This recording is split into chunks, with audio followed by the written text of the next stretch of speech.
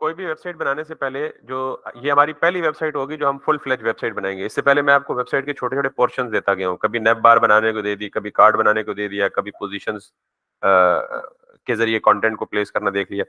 अब के बाद हम कोई भी चीज़ इंडिविजुअली नहीं बनाएँगे बल्कि क्या करेंगे फुल फ्लेज लेआउट्स बनाएँगे और एक लेआउट मैं बना के दिखाता हूँ आपको, उसके बाद आपको कुछ लेआउट्स दूँगा जो आपको बनाने होंगे, ठीक है?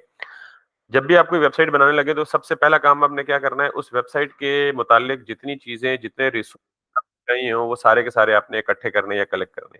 रिसोर्सेज़ से क्या मुराद है? आप अगर इस वेबसाइट पे देखें तो आपको इसका लोगो चाहिए सबसे पहले, आपको इस वेबसाइट के अंदर आइकन्स चाहिए 3 या 4, आपको इस वेबसाइट के अंदर इमेज चाहिए फुल स्क्रीन वाइड 1 या 2 या 3 जितने भी हैं, आपको इसके कार्ड्स के सारे इमेजेस चाहिए, ये आइकन्स सारे चाहिए, उसके बाद ये एक इमेज इस तरह का चाहिए, ये कार्ड्स के इमेज चाहिए और ये आपको सोशल आइकन्स चाहिए।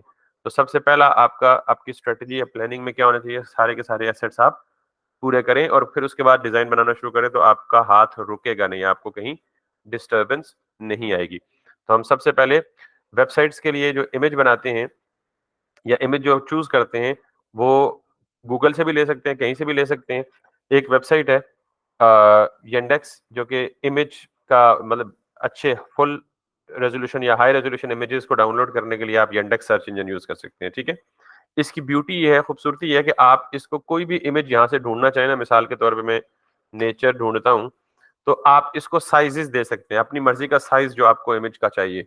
मिसाल के तौर पे मैं चाहता हूँ जी कि मुझे एक साइज़ चाहिए जिसकी डायमेंशन या विड्थ 500 हो और हाइट भी इसकी कितनी हो 500 हो, तो आप साइज़ में जाके यहाँ अपना साइज़ दें, तो ये आपको सारे के सारे वो इमेजेस देगा जिनकी हाइट और विड्थ आपकी दी गई डायमेंशन के मुताबिक होगी। तो यैंडेक्स की ये एक खूबसूरत चीज़ है, जिसके लिए आपको इसको यूज़ करना चाहिए। तो माइक्रोसॉफ्ट की वेबसाइट पे आएँ, तो सबसे पहले आपको क्या चीज़ चाहिए? आइकन्स चाहिए। आपको पता है कि ये आइकन्स आपको कहाँ से मिलेंगे? गूगल से, गूगल फ़ॉन्ट से मिलेंगे या गूगल आइकन से मिलेंगे। अगर कोई आइकन आपको गूगल आइकन से एग्ज़ैक्ट नहीं मिलता, तो आप उससे मिलता-जुलता आइकन्स यूज़ कर लेते हैं क्योंकि नॉर्मली सम टाइम ऐसा होता है कि जो वेबसाइट डिज़ाइनिंग के लिए आपको दी जाती है, उसमें जो आइकन यूज़ होने होते हैं, वो पेड होते हैं। अभी आप स्टूडेंट हैं, लर्निंग स्टेज पे हैं, आइकन्स के लिए पे तो नहीं कर सकते। तो आप फिर हो सकता है कि उसके करीब-तरीन कोई आइकन यूज़ कर लें। दूसरे नंबर पे हमेशा याद रखिएगा बल्कि हम साथ-साथ ना बनाना स्टार्ट करते हैं, तो फिर साथ-साथ बाकी हम उसकी प्लानिंग कर लेंगे। तो आज के बाद जब भी आप वेबसाइट बनाएँगे, तो जो अभी मैं वेबसाइट बनाने का स्ट्रक्चर बनाने लगा हूँ ना, आपने हमेशा इस स्ट्रक्चर को फ़ॉलो करना है, ठीक? तो सबसे पहले आपकी जो पूरी वेबसाइट बननी है, वो सारी की सारी कहाँ आनी होती है? बॉडी के टैग के अंदर आनी होती है। आपने बॉडी के टैग को छोड़ देना है, वो तो अपनी जगह है ही है। आपने एक मेन डिव बना लेनी है, जिसको आप कहते हैं साइट रैपर। साइट रैपर का मतलब ये है कि ये पूरी की पूरी वेबसाइट जो आप बनाएँगे, वो इस डिव के अंदर रैप होगी। यानी यूँ समझ लें कि ये ग्रैंड पेरेंट बन गया है। बाकी सब कुछ आपने क्या करना है इसके अंदर करना है। नाम आप इसको कुछ भी दे सकते हैं, लेकिन ज़ाहिर है चूँकि थोड़ा-सा हमें तजर्बा हो गया तो हमें जो नामिंग कन्वेंशन मैं दे रहा हूँ, तो आप कोशिश करें कि आप उन्हीं को क्या करें, फ़ॉलो करें। हमेशा जब भी क्लास का नाम दें, तो अगर क्लास का नाम एक से ज़्यादा वर्ड्स पे हो, तो बीच में क्या रखें आप? हाइफ़न या डैश रखें। दूसरी बात ये है कि अगर आप कोई भी डिव बनाते वक़्त यानी आप क्या चाहते हैं कि डिव ऑटो बन जाए, साथ में जो क्लास आप लिखें वो उसको एज़ अ क्लास नेम मिल जाए, तो आप डॉट लिख के क्लास का नाम लिखते हैं, तो साथ यहाँ से टैब की प्रेस कर देते हैं। तो जो ही टैब की प्रेस करते हैं, तो वो खुद ब खुद visual studio code auto complete करके ये पूरा कर देता है, ठीक है? इसके अलावा एक और चीज़ इम्पोर्टेंट है कि जब आप बहुत बड़ी वेबसाइट बनाते हैं, तो आपकी बहुत बड़ी वेबसाइट में बहुत ज़्यादा टैग्स होते हैं। तो सम टाइम बाद में डेवलप करते वक़्त आप खुद ही भूल जाते हैं कि कौन-सा टैग कहाँ से ओपन हो रहा है और कहाँ क्लोज़ हो रहा है। अब अंदाज़ा करें कि जब आप छोटे-छोटे कार्ड्स बनाते हैं, तो इतनी ज़्यादा डिव्स हो जाती हैं कि आपके लिए आइडेंटिफ़ाई करना मुश्किल हो जाता है कि कौन-सी डिव कहाँ से स्टार्ट हो रही है और कहाँ पे एंड हो रही है। तो इसलिए एक और चीज़ यहाँ फ़ॉलो कीजिएगा कि जब आप डिव बनाने लगें, तो आप क्लास का नाम तो दें ही दें, जैसे मैं दे रहा हूँ। इसके फ़ौरन बाद आप एक पाइप सिंबल लिखें। ये यूँ जो वर्टिकल लाइन है, इसको क्या कहते हैं? पाइप सिंबल और उसके आगे लिख दें सी, सी फॉर कमेंट। अब जब मैं इसको हिट करूँगा, तो ये पूरी डिव तो बनाएगा ही बनाएगा, लेकिन उसके साथ ये इस तरह की एक कमेंट सेक्शन दे देगा। कमेंट का मतलब होता है कि ये जो चीज़ है, ये आउटपुट पे नहीं दिखेगी, लेकिन सिर्फ़ और सिर्फ़ ये आपको ये हिंट दिया करेगी कि यार ये जो div आपने यहाँ से स्टार्ट की है ना वो कहाँ क्लोज हो रही है। मिसाल के तौर पे आप इसके अंदर मैं बहुत सारी divs बना लूं तो ये मुझे ऑटोमेटिक पता चल जाएगा कि यार ये जो साइट रैपर यहाँ से शुरू कर रहा हूँ वो एंड यहाँ पे हो रही है। ठीक, तो आप हमेशा आइंदा के बाद जब भी कोई टैग लिखेंगे उसके साथ कमेंट्स जरूर लिखेंगे। तो मैं इसको सेम लाइन में कर देता हूँ यूं। इस साइट रैपर के अंदर जितनी भी वेबसाइट्स आप बनाते हैं ना उन वेबसाइट्स के प्राइमरीली बुनियादी तौर पे 3 हिस्से होते हैं। मिसाल के तौर पे आपने ये पूरी माइक्रोसॉफ्ट की वेबसाइट बनाई है ना, तो इस वेबसाइट को अगर आप प्राइमरीली डिवाइड करें या दुनिया में कोई भी वेबसाइट है, उसको आप देखेंगे तो मेजरली 3 हिस्सों में डिवाइड होती है। एक हिस्सा यानी ये सपोज करें कि ये रेड बॉक्स पूरी वेबसाइट को रिप्रेजेंट कर रहा है और उसके अंदर ये जो ग्रीन बॉक्स है, उससे मैं उसके डिफरेंट एरियाज बनाऊंगा। तो उस वेबसाइट में 3 हिस्से तो लाजमी होते हैं।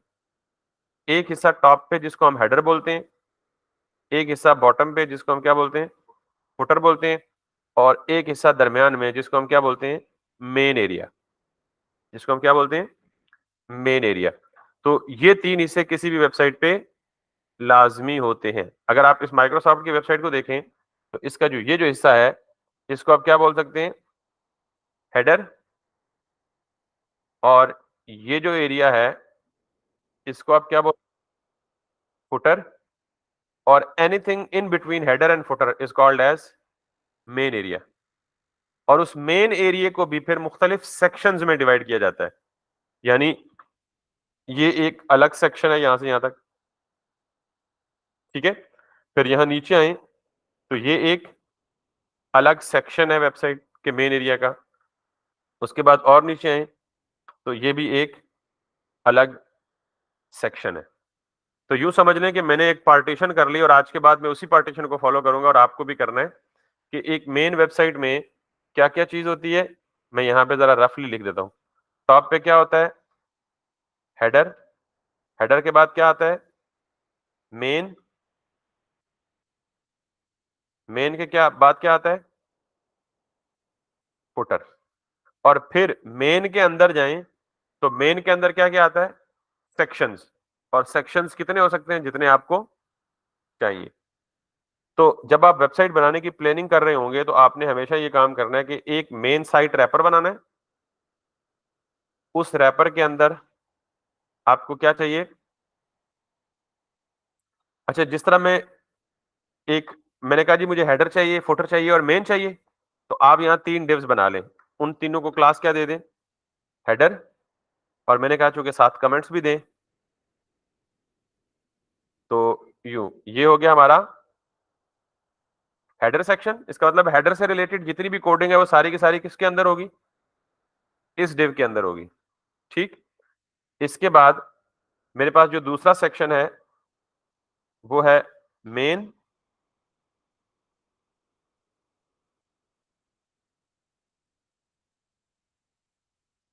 और उसके बाद जो तीसरा सेक्शन है वो क्या है, फुटर, लाइक दिस।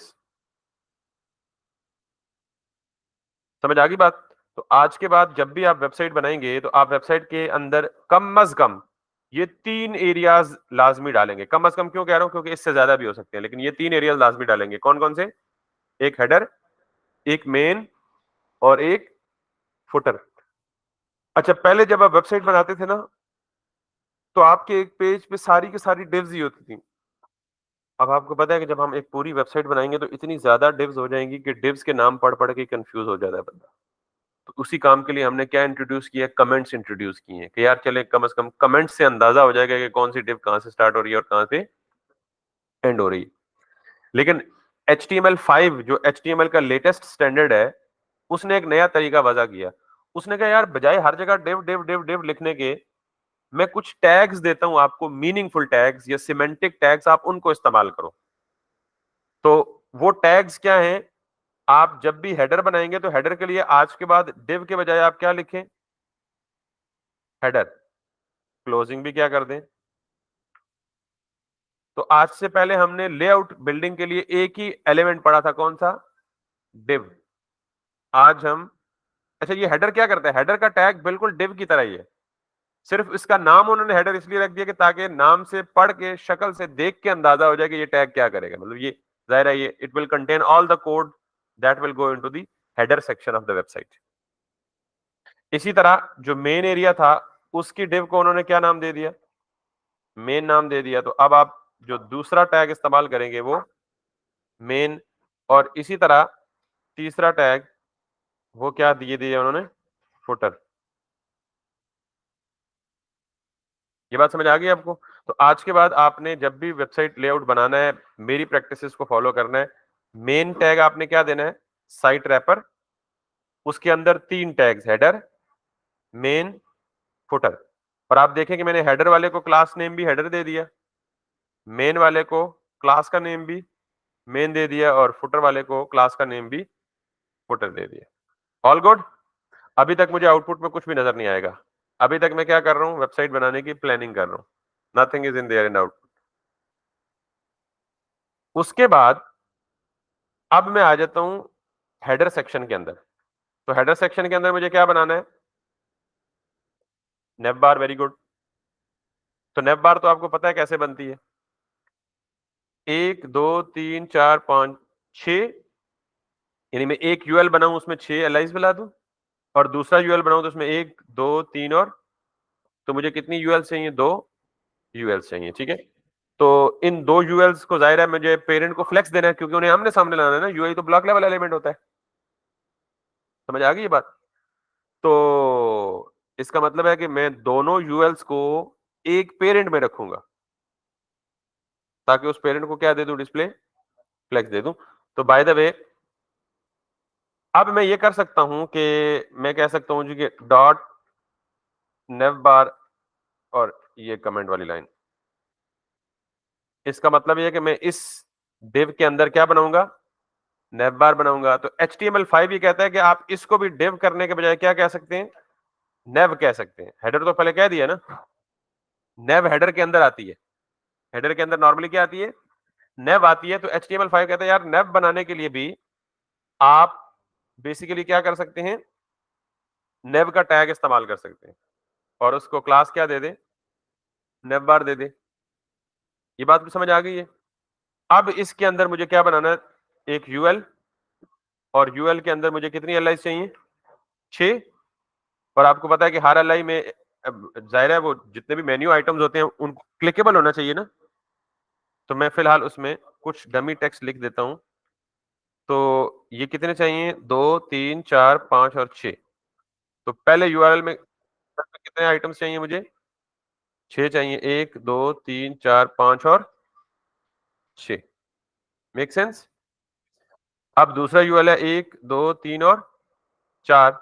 तो मैं इसी यूएल को कॉपी पेस्ट ना कर लूं, इसी यूएल पूरा का पूरा उठाया, कॉपी पेस्ट किया, यहां से 2 रिमूव कर दिए, और 4 मुझे चाहिए। ये बात भी क्लियर हो गई?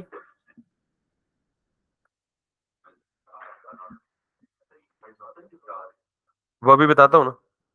वो अगेन आप लेक्चर देखेंगे तो उसमें ये सारी चीज बिल्कुल क्रिस्टल क्लियर है। ये मेन्यूज हमने बार बार पहले बनवाए हैं, 4 5 बल्कि टास्क भी दिए। तो अभी मैं ये करके भी दिखाता हूँ, अभी आपको नजर आ जाएगा। अभी देखें सारे एक दूसरे के ऊपर नीचे आ रहे हैं। तो मुझे क्या करना है, सबसे पहले ये बुलेट्स रिमूव करने हैं। उसके बाद आपको पता है कि लेफ्ट साइड से इतनी स्पेसिंग क्यों आ रही है, कि यूएल बाय डिफॉल्ट कुछ प्रीसेट्स लेते हैं, पैडिंग और। तो आप एक और काम करें कि यहाँ पे CSS में आए, और CSS की स्टाइल की फाइल अभी तक हमने नहीं बनाई, स्टाइल डॉट CSS। इस पे एक काम है कि मैं ये काम कर देता हूँ स्टैटिक, या कर देता हूँ रूट।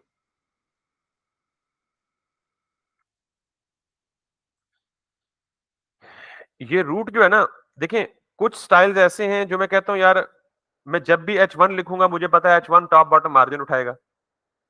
मैं जब भी P लिखूंगा वो भी टॉप प्रीसेट उठाते हैं ना, P H1। मैं जब भी ULLI लिखूंगा वो भी क्या उठाएंगे, टॉप मार्जिन और पैडिंग उठाएंगे। तो मैं बार बार सारों को रीसेट करता रहूंगा, मार्जिन 0 जाके बॉडी को 0। तो मैं कहता हूँ यार मैं एक ही दफा कुछ रूल स्पेसिफाई कर दूं जो कि सारे प्रीसेट्स को क्या कर दें, ओवरराइट कर दें। क्या कर दें? तो ऐसे स्टाइल्स में कहां लिख सकता हूं, जाके यूं कॉलन का सिंबल डालें और यहां क्या डाल दें, रूट, और यहां जाके डाल दें पैडिंग 0, कि जो जो पैडिंग लेता है वो पैडिंग अब ना ले। मार्जिन कि जो प्रीसेट बतौर मार्जिन लेता है वो मार्जिन भी ना ले। तो अब अगर यहां जाऊंगा तो it's not picking up right away, link नहीं किया हुआ। ठीक है, that's good question, I mean good suggestion. assets css styles dot css।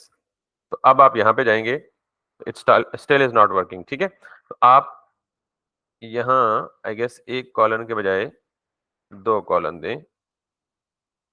नोप। और अगर ये भी नहीं कर रहा तो फिर आप एक और काम कर सकते हैं, that is called as static.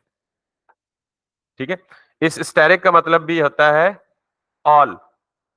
All का मतलब जहां जहां प्रीसेट अप्लाई होता है स्टार, ये जो मल्टीप्लिकेशन के लिए।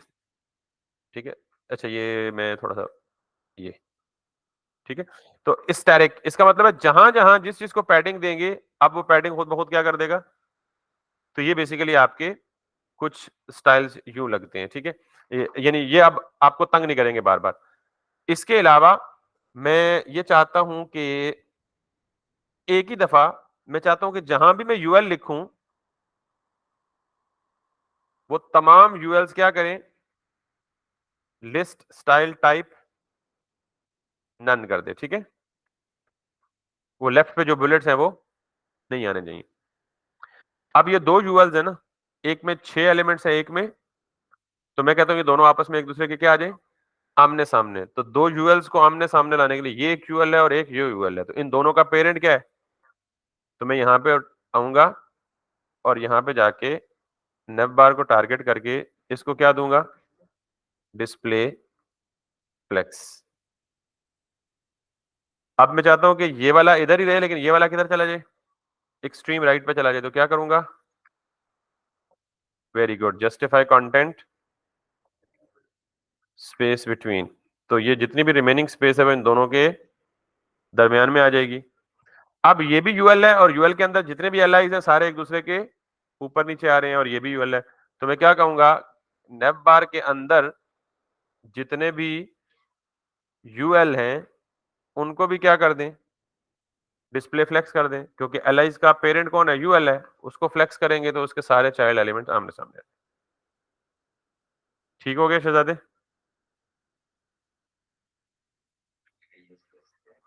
ठीक, डिस्प्ले फ्लेक्स समझ आ गई बात। अब मैं चाहता हूं कि ये बिल्कुल टॉप पे भी जुड़ चुके हैं और राइट पे भी और लेफ्ट पे भी, थोड़ा सा गैप तो होना चाहिए ना ताकि। तो मैं क्या करूंगा कि मैं चाहता हूं, और दूसरी ये इनका दरमियान में जो आपस में डिस्टेंस है ये भी क्या होना चाहिए, थोड़ा सा ज्यादा होना चाहिए।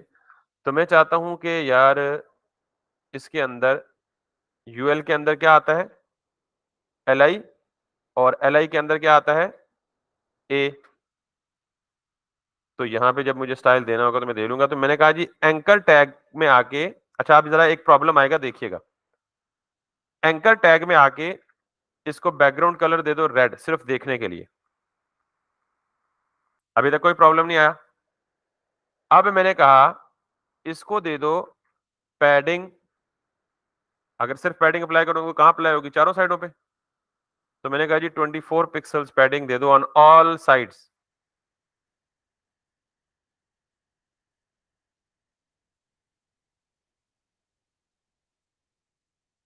अब एक प्रॉब्लम आएगा, ये आया है बेसिकली, उसको अगर मैं दिखा पाऊं तो मैंने कहा जी पैडिंग कहां से देनी है, 12-12 पिक्सल चारों साइडों से। तो क्या चारों साइडों से पैडिंग मिली है उसके 12-12 पिक्सल।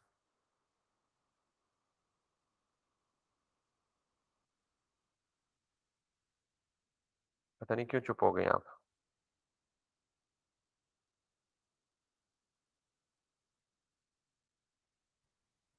ये देख रहे हैं जो एलिमेंट हाईलाइट हुआ हुआ है, एक एंकर टैग, टॉप से पैडिंग नहीं मिली, ऐसे ही है ना। और बॉटम से भी, चले बॉटम पे वो दिखा रहा है लेकिन, तो ये ऐसा क्यों हुआ है, एंकर टैग को मैंने पैडिंग दी चारों साइडों से, उसने पैडिंग क्यों नहीं ली।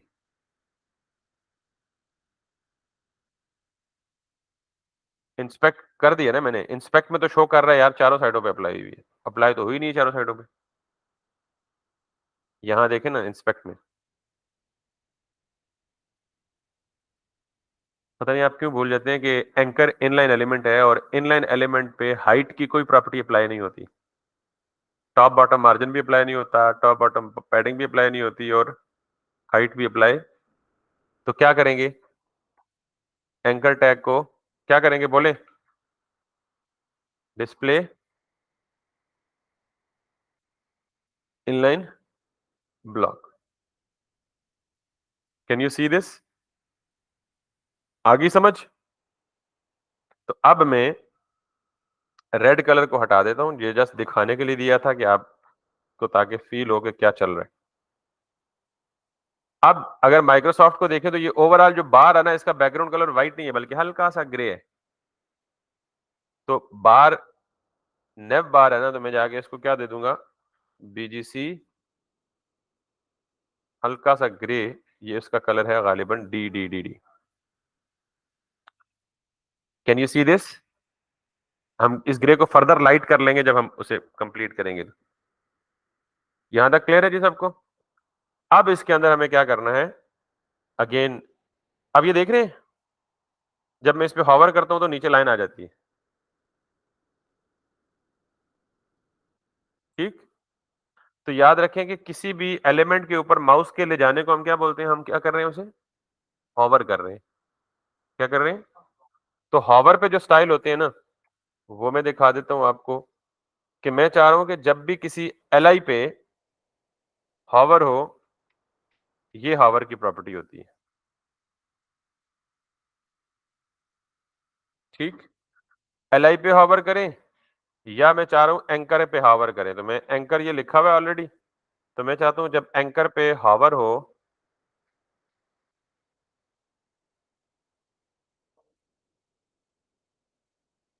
अच्छा, एक और चीज आप देख लें हॉवर से पहले।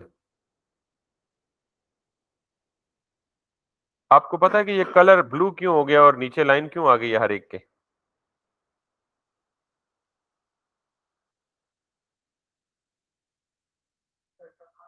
हाँ, लिस्ट आइटम तो है ही नहीं ना, वो तो नन है पहले से। एंकर बाय डिफॉल्ट प्रीसेट लेता है अंडरलाइन और कलर ब्लू। तो आप पहले क्या करेंगे?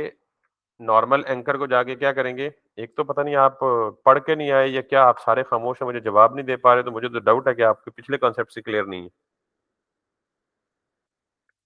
तो भाई जब किसी को अंडरलाइन हो तो उसे हम टेक्स्ट डेकोरेशन क्या कर देते हैं? नन कर देते हैं। ये जो नीचे लाइन आ रही है ना, टेक्स्ट डेकोरेशन की वजह से आती है।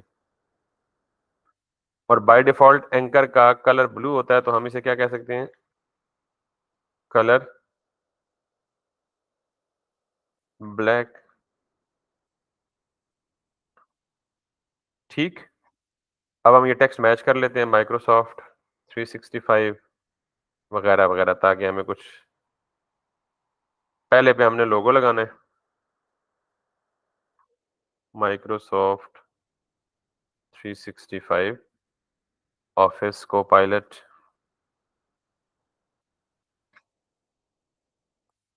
ऑफिस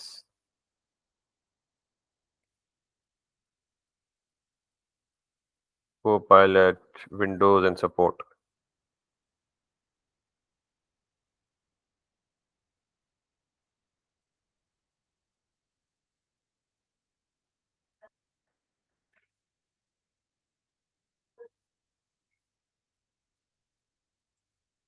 ठीक।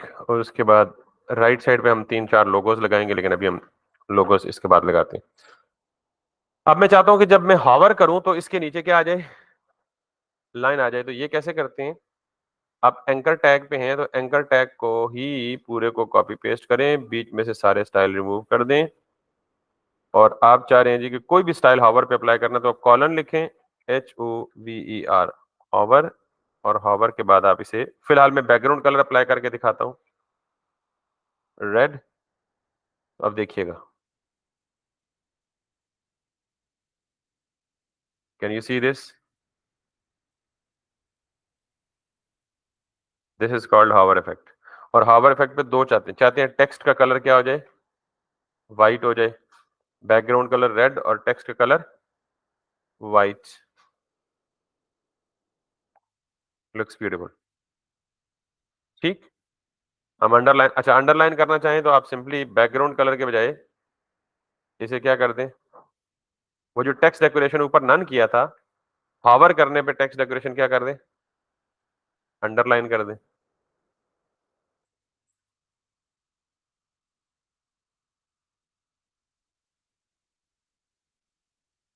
क्लियर? यहां तक समझ आ गई बात? अब हमने क्या करना है, हमें ये लोगो चाहिए, तो हम ये देखते हैं कि ये लोगो हमें सेव करने देगा या नहीं कर देगा। तो मैंने इसी को कॉपी किया, सेव एज, और अपने फ़ोल्डर में गया, यहाँ पे जाने के बाद वेब में गया, माइक्रोसॉफ्ट में गया, एसेट्स में गया, इमेजेस में गया, और यहाँ इसको क्या कह दिया, लोगो। तो अब मैं यहाँ पे जो सबसे पहला एलिमेंट है, इसके अंदर क्या लिख दूंगा, आईएमजी इमेज, एसेट्स के अंदर जाओ, इमेज के अंदर जाओ और लोगो लगा दो। अब ये लोगो साइज में बड़ा होगा तो ये मेरे मेन्यू को भी थोड़ा सा डिस्टर्ब कर देगा। तो मैंने क्या करना है, इसके साइज को टारगेट करके छोटा कर देना है। तो इसके साइज को कैसे टारगेट करूंगा, पहले जरा इसको फॉर्मेट कर लेते हैं।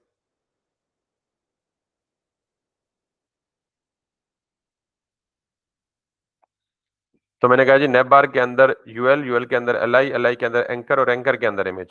तो ये तो यहाँ तक तो टारगेट आ रहा है ना, यूएल, एल आई या एंकर, और एंकर के अंदर क्या आ रहा है, जो इमेज आ रहा है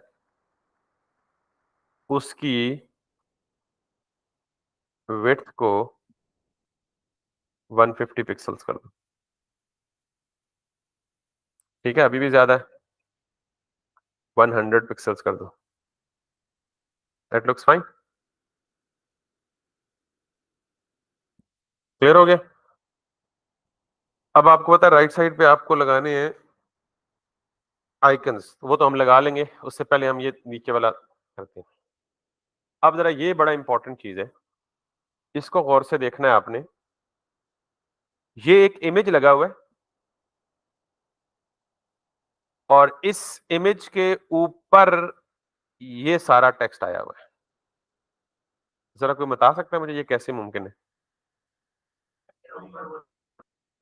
क्या करेंगे? किसको? अच्छा, पोजीशन फिक्स करेंगे। पोजीशन फिक्स तो बेटा तब करते हैं जब किसी भी आइटम को with respect to view port place करना हो। तो मैंने इस टेक्स्ट को with respect to view port नहीं प्लेस करना, with respect to its parent place करना है।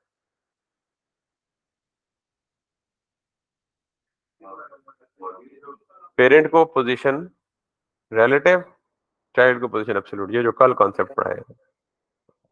खुदा के बंदे, क्या पोजीशन फिक्स किसी भी चीज को प्लेस करता है with respect to the view port. Position absolute और रिलेटिव पेरेंट चाइल्ड की प्लेसमेंट के लिए इस्तेमाल होते हैं। ठीक है, अच्छा। तो अब हमने क्या करना है, हमने, अच्छा दूसरी चीज, जब भी आपको फुल स्क्रीन इमेज लगाना हो, जब भी आपको फुल स्क्रीन यानी स्क्रीन वाइड इमेज लगाना हो, तो उसकी रेजोल्यूशन कितनी होनी चाहिए, ये याद रखिएगा कि उसकी विड्थ हमेशा कितनी रखनी है आपने, 1920 पिक्सल्स। ये फुल एचडी को रिप्रेजेंट करती है।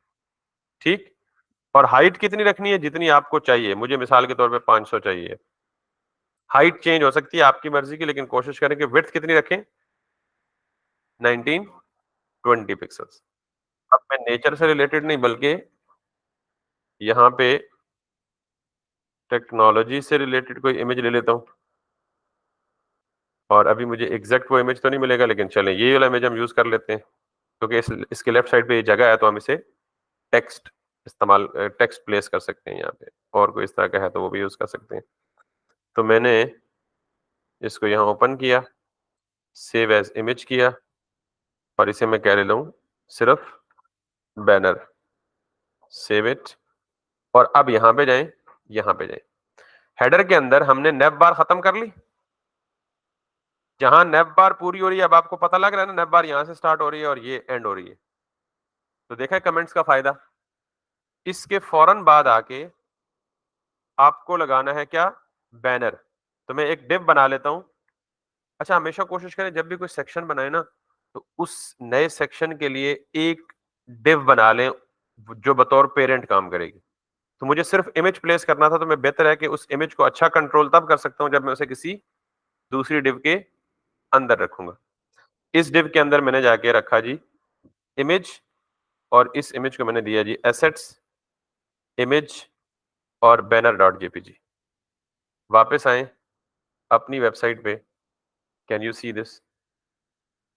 यहाँ एक प्रॉब्लम आ गया, आप ये देख रहे हैं, ऐसा क्यों हुआ? इसकी रीजन जानिएगा। मैंने जो इमेज की विड्थ चूज की वो कितनी थी? 1920। मेरे स्क्रीन की रेजोल्यूशन इतनी है ही नहीं, यानी अगर मैं स्क्रीन की रेजोल्यूशन आपको चेक कराऊं तो मेरे स्क्रीन की रेजोल्यूशन 1920 नहीं है। ये कितनी है? 1600। तो इसका मतलब है कि जो इमेज मैंने चूज किया है वो मेरी स्क्रीन रेजोल्यूशन से क्या है? बड़ा है।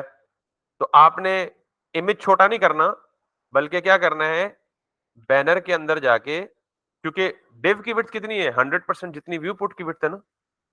तो अभी क्या हो रहा है, इमेज व्यू पोर्ट की विड्थ को बाईपास करके बाहर जा रहा है। तो आपने क्या करना है, ये कहना है उसको कि यार ये जो बैनर है ना डिव, इसके अंदर जो इमेज है, इसको जो विड्थ है वो कितनी दे दो? 100%। कितनी दे दो? तो 100% किसका? पेरेंट का। तो पेरेंट की 100% कितनी है? जितनी व्यू पोर्ट की विड्थ है।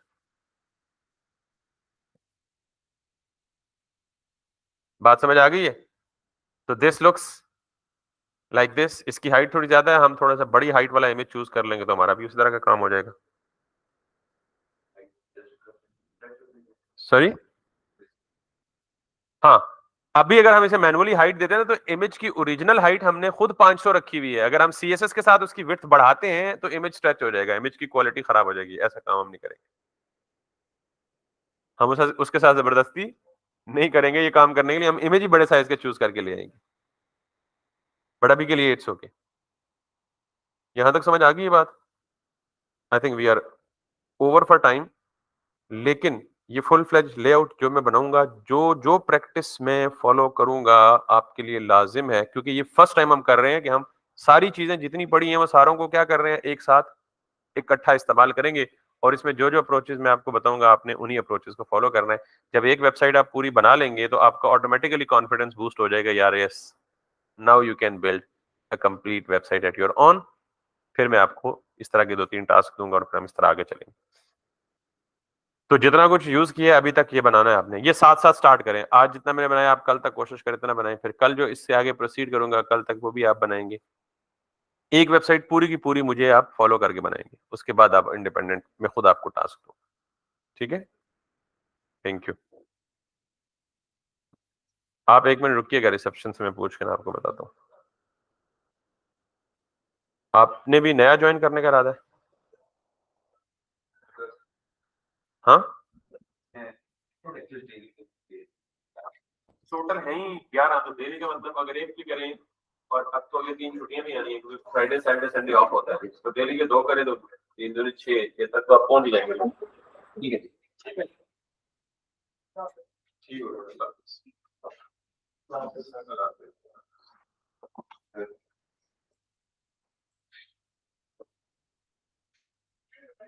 है। अभी टोटल 12 है।